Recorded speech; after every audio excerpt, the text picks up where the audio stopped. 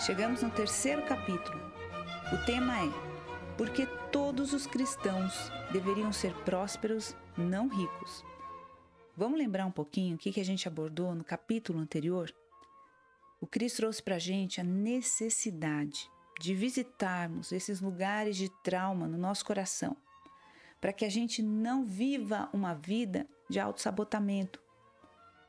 O ódio a si próprio, o medo dos fracassos e tantas outras coisas que foram citadas nos levam a viver uma vida onde o tempo todo estamos nos sabotando. Se nós não tivermos amor próprio, se a gente não conseguir amar primeiro quem nós somos, entender qual a nossa identidade em Cristo Jesus, nós não iremos sustentar nenhum sucesso que atingirmos.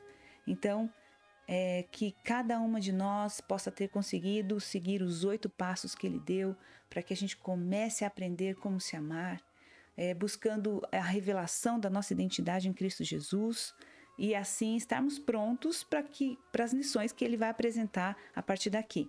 Então eu quero deixar para vocês aí uma dica de que as coisas estão cada vez melhores, está aquecendo esse assunto, e eu tenho certeza que vai abençoar demais o nosso coração.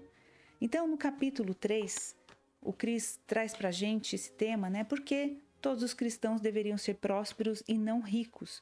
E o que ele faz? Ele propõe que nós precisamos reconceituar ou definir exatamente o que significa pobreza, riqueza e prosperidade. Nós precisamos entender a diferença entre esses conceitos. Então, assim como Salomão usa a técnica do contraste quando ele vai apresentar ideias opostas, o Cristo começa esse capítulo trazendo para a gente exatamente isso, o contraste entre ideias opostas, para a gente entender a mentalidade de prosperidade e a mentalidade de pobreza. Então eu vou ler aqui os tópicos que ele apresenta para a gente. Então ele diz o seguinte: a pobreza, ela vive o hoje, mas a prosperidade, ela deixa um legado. A pobreza vê em cada oportunidade um problema, mas a prosperidade vê em cada problema uma oportunidade. A pobreza se sente digna de prerrogativas, enquanto que a prosperidade se sente cheia de poder. A pobreza teme o futuro, mas a prosperidade faz a história. A pobreza culpa outros por sua condição, mas a prosperidade se responsabiliza por coisas que não são sua culpa. A pobreza pergunta: o que você vai fazer por mim? E a prosperidade pergunta: em quem vale a pena eu investir? A pobreza anda com outros descontentes para validar as suas acusações, mas a prosperidade se cerca de influenciadores poderosos. A pobreza vota em candidatos que aumentarão seus privilégios, mas a prosperidade elege pessoas que sacrificarão o conforto de hoje em favor das próximas gerações. Agora nós vamos diferenciar a mentalidade de riqueza da mentalidade da pobreza. Então, o que o Cris propõe aqui são coisas muito diferentes. Então vamos lá. Pessoas ricas criam sua identidade a partir das coisas que possuem, suas casas, carros, iates, dinheiro. A identidade de uma pessoa próspera é gerada por quem elas são, não pelas coisas que elas possuem. Pessoas ricas têm 2 opções: ou elas gastam tempo tentando não perder o seu dinheiro, ou elas gastam tempo desperdiçando esse dinheiro nelas mesmas. Mas as pessoas prósperas, elas entendem que o seu dinheiro é só um reflexo de quem elas são. Portanto, elas confiam em seu bem-estar.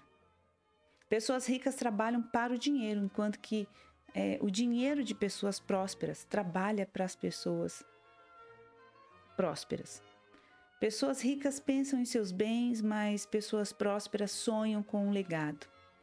Pessoas ricas doam para as outras pessoas, mas as prósperas, elas investem com a expectativa de retorno de seu investimento, medido por um resultado pré-determinado. Por exemplo, quantas vidas serão mudadas, qual é o impacto na minha vizinhança, qual é o lucro desse negócio.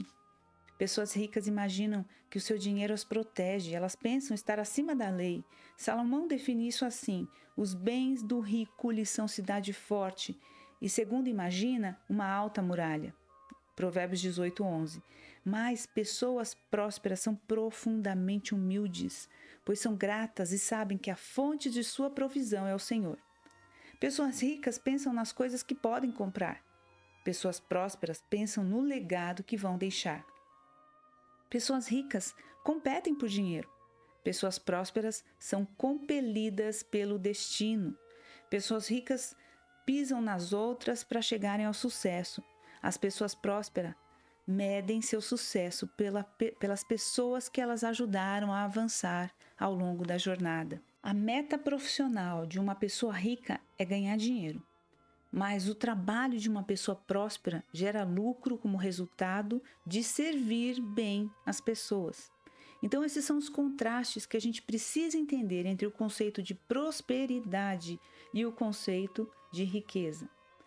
A prosperidade real, ela é um estado do coração que afeta o mundo ao nosso redor e não é necessariamente o quanto de dinheiro a gente tem na conta. Agora, o Cris prossegue dando para a gente uma chave para a prosperidade. O que, na verdade, ele traz aqui é um segredo espiritual que está na Bíblia para todos aqueles que têm olhos para ver. Ele diz: a generosidade, ela é a chave para a prosperidade. Um dos segredos mais bem guardados da prosperidade é a generosidade. Então, ele lê Lucas 6,38, quando Jesus diz: deem aos outros e lhes será dado. O que ele traz para a gente? Que nós não conseguimos, nós não podemos ser prósperos se nós não cumprirmos essa lei espiritual que está escondida nesse versículo que Jesus traz. E essa lei é o seguinte: o primeiro passo para uma vida próspera é dar. É interessante a gente pensar nisso, né? Como que o primeiro passo para que eu seja próspera é dar? Se eu não tenho, como é que eu vou dar o que eu não tenho? Mas é exatamente isso que a palavra do Senhor diz. O primeiro passo é dar. Por quê? Porque Jesus diz: quando nós damos, então nos será dado. Se a gente não começa essa prática de dar, nós não temos condições de ativar esse ciclo da prosperidade, que é eu dou e recebo de volta. Então, toda prosperidade começa com dar. Se nós não temos a capacidade de dar, dificilmente nós vamos receber. E aí eu e você, a gente pode muito bem falar: ah não, mas eu cresci numa família pobre, eu não tenho condição nenhuma, não tenho nada para dar. E isso é uma mentira que o Cristo confronta e diz: você está errado. Isso não é verdade, todos nós podemos dar. E aliás, eu abro um parênteses aqui para dizer uma frase que eu ouvi na minha infância de uma professora que eu tinha. Ela dizia: ninguém é tão pobre que não tenha nada a dar, ninguém é tão rico que não tenha nada a receber. A gente sempre se enche de desculpas para justificar o nosso comportamento, muitas vezes egoísta, de reter e não dar, né? Mas o que o Cristo diz, nós sempre podemos fazer alguma coisa, nós sempre podemos entregar algo. Não se trata somente de dinheiro, mas pode ser o nosso tempo, nossas habilidades, nossa sabedoria, nossa força, nosso encorajamento, nossos talentos. Sempre é possível dar. E o primeiro passo para que a gente receba é dar. Vamos voltar para o que Jesus diz: deem aos outros e lhes será dado. Deem e lhes será dado. E uma segunda parte desse versículo, que é muito poderosa e profunda, ele diz o quê? Porque com a medida com que tiverdes medido, vos medirão também. Uau! Olha só, o segredo está se revelando diante do nosso entendimento. O que Cristo está dizendo aqui? Se você pegar uma colher de chá para dar uma porção de arroz para alguém, o Senhor vai usar uma colher de chá para retribuir com ouro aquilo que você deu. Então, se você, ao invés de usar uma colher de chá, resolver usar um balde, Deus, da mesma maneira, vai usar um balde para retribuir o que você tem dado. Então, a gente precisa entender: com a mesma medida com que eu medir, eu serei medido. Nós temos que entender que o tamanho da nossa generosidade será o tamanho da nossa prosperidade. Pouca generosidade, pouca prosperidade. E o Cris passa a ilustrar com uma história qual é esse conceito da medida. Havia um camponês velho e descalço, andando pela margem de uma estrada de terra. Ele era desfigurado, pobre, sujo e despenteado, e carregava uma pequena vasilha de arroz feita de madeira. Segurando a vasilha perto do rosto, ele colocava cuidadosamente cada grão de arroz em sua boca com suas mãos enfraquecidas. De repente, o som de 100 cavalos encheu o ar. O camponês olhou para cima para ver o que acontecia. Uma nuvem grossa de poeira subiu aos céus, impedindo os raios de sol de chegarem aos olhos do homem miserável. Assim, ele viu uma grande, resplandecente carruagem de ouro, puxada por uma comitiva de belos cavalos, guiado por cavaleiros em armaduras reluzentes. Enquanto a carruagem se aproximava, o chão tremia com o bater do casco dos cavalos e a nuvem de poeira cobriu a cabeça fadigada do camponês. Ele colocou seu chale esfarrapado sobre o rosto sujo para proteger os olhos da poeira levantada, e talvez por vergonha. Ele insultou a comitiva do rei em voz baixa, resmungando sobre a falta de consideração do homem rico. O mero ritmo da comitiva do rei e a pompa da sua passagem angustiaram o coração do pobre camponês. De repente, a carruagem para ao lado do velho homem. Ele espiou através do seu chale, esperando que a poeira baixasse. O próspero rei, com sua brilhante coroa com pedras preciosas, abriu lentamente a porta de sua carruagem. O camponês escondeu seu rosto com vergonha quando o rei graciosamente começou a falar. "Posso comer um pouco do seu arroz, por favor?" O rei pediu, para espanto de todos. O camponês ergueu o chale sobre o seu rosto, como se quisesse se retirar para refletir sobre a situação. Enquanto murmurava algo em voz baixa, sua mão trêmula saiu relutantemente de debaixo do chale e ele cuidadosamente pôs 3 grãos de arroz na mão do rei. O rei, cheio de gratidão, gentilmente agradeceu o velho camponês. Abriu então seu baú de tesouro e lentamente contou 3 moedas de ouro, colocando cada uma delas cuidadosamente sobre a mão estendida do homem. Quando a comitiva do rei começou a andar novamente e deixou o camponês para trás, ele, tirando suas roupas esfarrapadas de cima e jogando-as no chão, gritou: "Ah, se eu tivesse dado a ele a vasilha inteira!" Acho que a moral da história é bem clara. Seu nível de generosidade determina o nível da bênção de Deus em sua vida. Quanto mais pobre você se vê, mais importante é você dar de si mesmo. Uau, que lição poderosa! A gente sempre acreditou que para romper com a pobreza, primeiro a gente tem que receber. E agora nós aprendemos com o próprio Jesus que, na verdade, quando nós iniciamos um ciclo onde a gente dá, então sim, nós estamos prontos para receber de volta. A generosidade vai determinar o nível da nossa prosperidade. E Cristo cita aqui Salmo 126, de 5 a 6, como uma arma poderosa para destruir o espírito de pobreza em nossa vida. O Salmo diz o seguinte: "Os que com lágrimas semeiam, com júbilo ceifarão. Quem sai andando e chorando enquanto semeia, voltará com júbilo, trazendo os seus feixes." Bom, nós conhecemos esse versículo, mas eu acredito que vale a pena a gente meditar um pouquinho sobre ele. O que o salmista está contando é a história de alguém que precisa de cada semente que está plantando para alimentar os seus filhos. É por isso que ele semeia com lágrimas, mas ele entende que se ele não plantar, mesmo não tendo muitas sementes, ele não vai ter colheita amanhã. Então ele sabe que vai estar destinado à pobreza, porque sem colheita não há lucro. Então, para que a gente mude nossa situação econômica, nós precisamos, mesmo quando estamos em necessidade, mesmo quando é inconveniente, mesmo quando nós não temos vontade de fazer, nós precisamos demonstrar através de doar. Nós precisamos dar. Então, dar vai abrir caminho para que a gente esteja fora desse lugar de pobreza. E o Cris conta aqui um exemplo para a gente entender, né? Então vamos supor que você tem 100 acres de terras agrícolas. Você planta sementes em 50 acres e depois você usa o resto das sementes para comer. Quando o tempo da colheita chega, você obtém uma boa colheita do trigo nos 50 acres que você plantou. Aí no ano seguinte, você sacrifica parte das sementes de trigo que você iria comer e planta dessa vez 75 acres de semente. No ano seguinte, sacrifica novamente, mas dessa vez você tem sementes de 75 acres para usar. E assim você planta os 100 acres inteiro. A ideia é simples: quanto mais sementes você planta, mais você colhe. E quanto mais colhe, mais sementes você tem para plantar. Em breve você vai romper o ciclo da pobreza, sacrificando o conforto de hoje pela prosperidade de amanhã.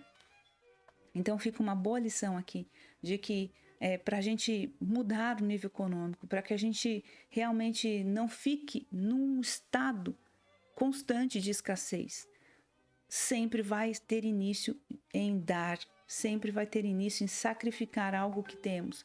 Não é das sobras, não é quando há fartura, mas sim sermos desafiados no pouco a semearmos.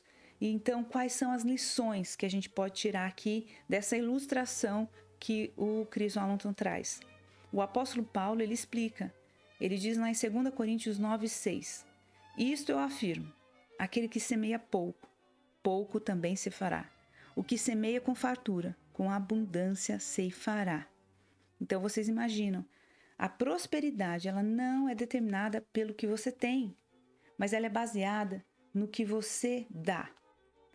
Então a prosperidade ela não é medida pelo quanto eu tenho, mas sim pelo quanto eu dou. Então vamos lá. Se eu ganho 50 mil reais e eu dou 5 mil reais, 5 mil reais representa 1% do que eu ganho. Agora, se eu ganho 1.500 reais e eu dou 500, isso representa 33, até mais de 33% do que eu ganho. E qual das circunstâncias eu estou dando mais? Eu estou dando 5 mil e eu estou dando 500, mas qual das duas circunstâncias eu estou dando mais? Eu estou dando mais quando eu dou 500. Por quê? Porque isso representa 33% do que eu ganho. Então, a generosidade, o nosso nível de generosidade não é a quantia que eu dou, não é o tamanho da doação, mas sim o quanto resta para mim depois que eu dou. Porque tem muita gente que pode ganhar 50 mil e dá os 5 mil e fica batendo no peito dizendo, olha como eu sou gentil e generoso. Eu estou doando 5 mil, enquanto o restante dessa igrejinha, que a maioria aí ganha um salário mínimo, está doando 500. O que é 500 perto dos 5 mil que eu dou? Mas no reino espiritual, não é essa leitura que o Senhor faz. Por isso que ele trouxe o exemplo daquela viúva. E ele disse, ela deu 2 moedinhas, mas ela deu mais do que todo o restante, porque ela deu tudo que ela tinha. Então, esse é o conceito de generosidade. O seu nível de generosidade é medido pelo quanto sobra do que você dá.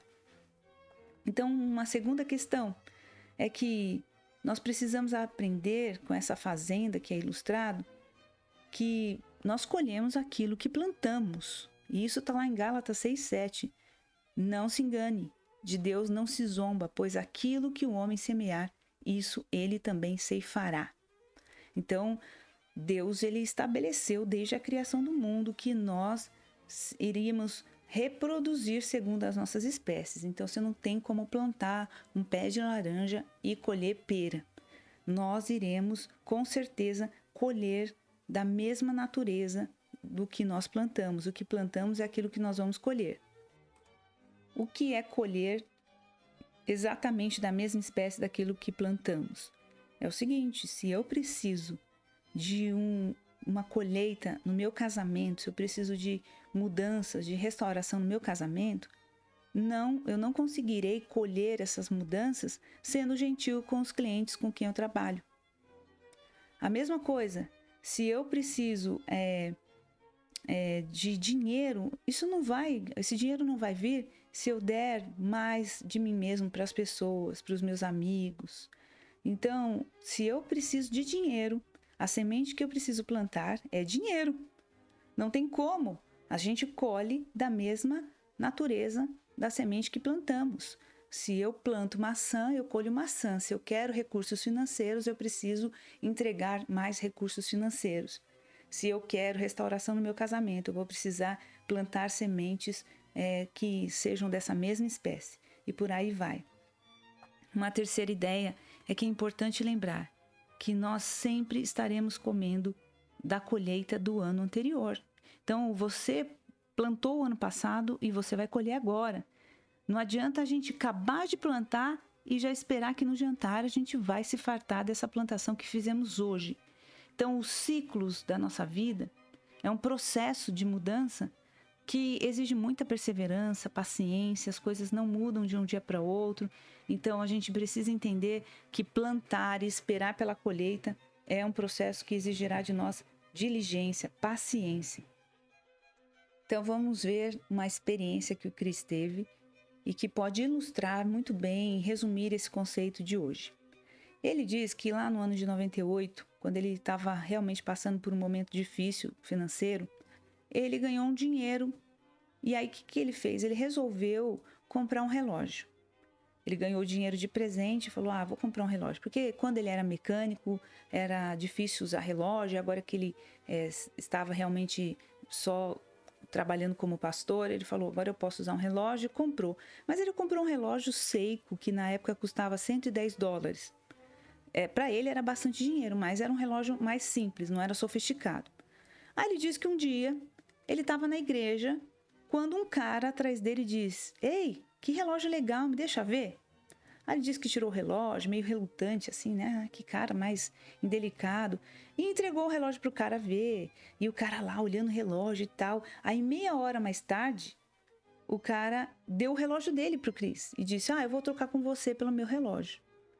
Aí o Chris ficou chocado, tipo, eu não quero trocar, eu quero esse meu relógio, eu gostei do meu relógio. E o meu é mais bonito que o dele, então ele realmente não queria trocar. Mas como ele não queria passar vergonha ali numa situação meia constrangedora, né? O que ele fez? Ele falou, tá bom, vamos trocar. E ele concordou em trocar o relógio. Aí depois de um tempo ele precisou ir numa relojoaria para poder aumentar a pulseira do relógio, porque estava pequena demais, não servia no pulso dele. E aí, quando o joalheiro viu, falou, uau, que relógio bacana. Aí ele falou, pois é, um cara me deu esse relógio em troca do meu Seiko. E aí o joalheiro falou, sério? Cara, você saiu ganhando. E aí ele foi correndo, né, o joalheiro, pegou um outro relógio que era da mesma linha daquele e diz, olha aqui, eu tenho um igual. E ele custa $1.500. Esse é um relógio movado, eles são bastante caros. Aí o Chris ficou super envergonhado, falando, nossa, meu Deus, meu relógio não valia nada perto desse. E eu nem queria trocar o relógio, mas o cara, ele quis me presentear, ele foi generoso comigo, ele insistiu em trocar comigo porque ele sabia que o meu relógio não valia nada e o dele valia muito mais. Por fim, a Cris saiu lá da joalheria super feliz, ficou maravilhada. Nossa, que coisa, né? Fui abençoada e nem sabia. Aí, um ano depois desse episódio com o relógio, ele foi pregar na Jocum de uma ilha em Fiji. Quando ele estava lá, com esse relógio que ele ganhou, um dos líderes ficou apaixonado pelo relógio dele. E passou todos os dias falando, você vai me dar esse relógio? Esse relógio vai ser meu e tal, e aquela coisa toda. Aí ele diz que depois de 5 dias, ele resolveu, né, entregar o relógio, porque ele ouviu do Senhor dizendo assim, dá o relógio para esse rapaz. Até ele relutou com Deus, falou, não, de jeito nenhum, esse relógio foi o Senhor mesmo que me deu. E aí Deus respondeu, se você der esse relógio, eu lhe darei um melhor. E aí na manhã seguinte, durante o café da manhã, ele deu o relógio para aquele líder ali da Jocum. E o cara até ficou constrangido. Não, imagina. E ele, não, cala a boca. Você ficou pedindo esse relógio durante esses 5 dias, então vai ficar com ele. Aí ele disse que quando ele entregou o relógio, ele ficou feliz. Mas Ele diz que antes dele ir embora daquele lugar, ele já tinha ganhado um belo relógio rado, preto e dourado, que era muito mais incrível, que era um relógio incrível, o mais incrível que ele já tinha visto. Passados 2 anos, ele estava onde? Pregando na Romênia, que é um país extremamente pobre, os pastores mal tinham dinheiro para comer. E aí o Senhor fala para ele, dá esse relógio para o pastor local. E ele diz, não, de jeito nenhum, eu não vou dar esse relógio. E ele realmente amava aquele relógio, né? Ele tinha todo um carinho pelo relógio. Então, ele resistiu até que Deus disse o seguinte para ele. Quando você tinha pouco, você estava disposto a me obedecer. Mas agora que você tem muito, você está sendo desobediente. Aí Deus falou, tudo bem, não se preocupe. Não precisa dar o relógio para o pastor. Eu vou simplesmente reduzir a sua prosperidade ao nível em que você volte a me obedecer. Aí ele diz que imediatamente ele falou, não, tudo bem, eu vou dar o relógio. E deu o relógio para o rapaz. Então, qual é a lição que ele mostra aqui para a gente? Que o nosso nível de obediência vai determinar o nível da nossa prosperidade. Que algumas pessoas, elas acreditam que se elas tivessem muito, elas dariam muito, mas isso é uma mentira. Jesus disse, quem é fiel no pouco também é fiel no muito. Quem é injusto no pouco também é injusto no muito. Lucas 16:10. Então, em outras palavras, a verdade é essa, que a verdadeira prosperidade é definida pela generosidade da nossa alma, não pela nossa linhagem, se eu vim de família rica ou não se eu tenho uma formação acadêmica, nada disso. Nós somos abençoados, nós somos prósperos por causa da nossa generosidade. Quanto mais generoso, mais prósperos nós somos. Então, a verdade é que todo cristão é chamado para ser generoso. E quando você dá a Deus, Ele dá de volta 30, 60 e 100 por um. Então, a verdade é que todo cristão é chamado para ser generoso. Como diz Provérbios, há quem dê generosamente e vê aumentar a sua riqueza, mas há quem retém e cai na pobreza. Que tremenda essa chave que o Cristo nos entregou nesse 3º capítulo. Se eu e você queremos sair de um estado de pobreza, nós precisamos ser fiéis nos dias difíceis, na escassez. A chave é começar a dar. A chave é começar a crescer em generosidade, mesmo numa situação difícil. Se eu e você não somos fiéis nos dias em que temos pouco, quando nós chegarmos no muito, nós também não seremos fiéis. O Senhor está querendo imprimir no meu e no seu coração um estilo de vida em que confiamos nele e nos sacrificamos em doar, para que a gente não fique refém do dinheiro, das circunstâncias, mas sim confiando na provisão dele. O Cristo, quanto mais ele dava um relógio mais simples, um relógio mais valioso ele ganhava. O Senhor fez ele passar por vários relógios para testar a obediência dele. Então, se eu e você não somos obedientes, nós com certeza não avançaremos em prosperidade. Que tremendo! Então, gostaria de orar com você. Pai, nós te louvamos por essa revelação tão poderosa. Tão poderosa. Quanto tempo nós pensamos que nós iríamos sair da pobreza se a gente recebesse, e o Senhor nos apresenta essa riqueza, esse segredo espiritual, dizendo, para acabar com a pobreza, você primeiro precisa começar a dar. Então, Senhor, esse ciclo onde o Senhor fala, deem e vos será dado, deem e vos será dado, é o passo de fé que damos em entregar ao Senhor aquilo que te pertence, de não reter, de começar a iniciar um ciclo onde nós rompemos com todo o conceito de pobreza e damos, mesmo em dias difíceis, mesmo em dias de escassez, porque a lei espiritual diz que quando damos, nos será dado. E a medida com que medimos também será usada contra nós. A nosso favor, aliás, né? Então, que nós possamos ser ousados e não usar colheres de chá para entregar nossos dízimos e ofertas para socorrer os outros, mas que nós possamos usar baldes, caminhões, porque essa será a medida com que seremos medidos quando o Senhor resolver recompensar a nossa entrega e a nossa generosidade. Então eu oro por um mover poderoso, um grande despertamento, onde o Senhor nos impulsionará a doar, a corrigir a nossa vida de dízimos e ofertas, a não reter mais aquilo que é do Senhor, a não negar socorro, Senhor, que em nome de Jesus nós possamos alcançar novos níveis de generosidade. É isso que pedimos em nome de Jesus. Amém.